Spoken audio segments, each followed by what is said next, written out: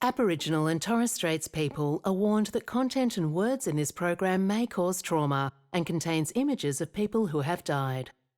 Australia had become the first independent nation in the world to grant women the right to vote and run for Parliament. It was a landmark achieved in the widely celebrated Franchise Act of 1902. But there was an ugly proviso. During the debate on the legislation, Australia's freshly minted Parliament agreed that the new rights should not apply to Indigenous Australians, among others. The debates, which have lain all but forgotten for more than a century, are shocking to read. There's some excerpts there from the Hansard.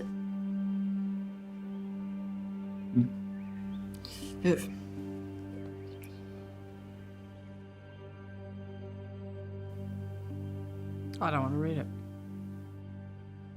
That's really confronting. It's terrible.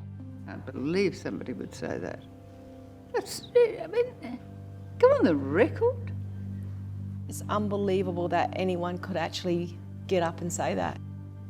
It is utterly inappropriate to grant the franchise to the Aborigines or ask them to exercise an intelligent vote. Surely it is absolutely repugnant to the greater number of people of the Commonwealth that an Aboriginal man, Aboriginal lubra or gin, a horrible, dirty, degraded creature, should have the same rights that we have decided to give to you, your wives and daughters.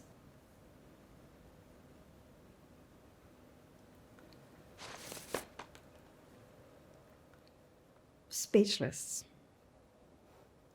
The language used then in the Parliament of Australia about my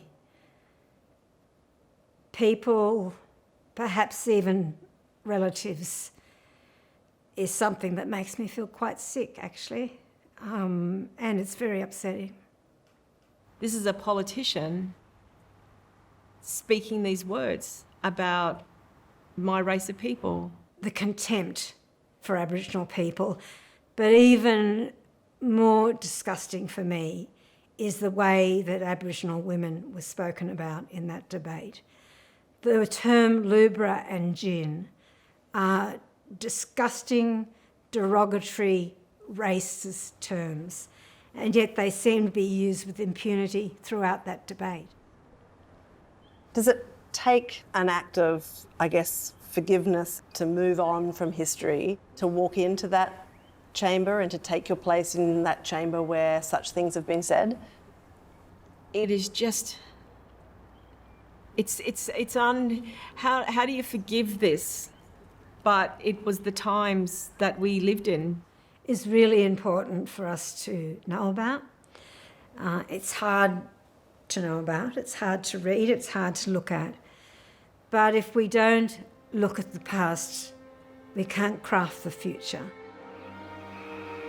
It took 60 years until the right to enrol and vote in federal elections was extended to all Indigenous Australians.